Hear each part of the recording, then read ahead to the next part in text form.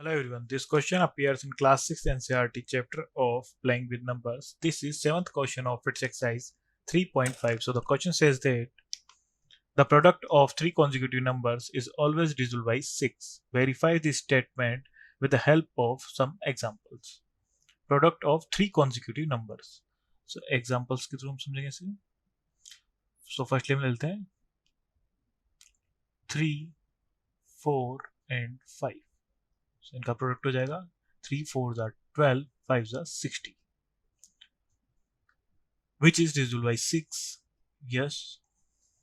Then 6, 7, 8. So ये हो जाएगा हमारे पास प्रोडक्ट हो जाएगा हमारे पास 336. 6 से डिवाइड करके देखेंगे 6 5 are 30, then 36 and 6 6 are 36. So ये 56 टाइम डिविजिबल है. So 6 से अगेन डिविजिबल है.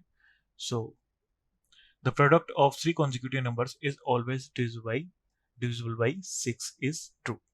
Thank you.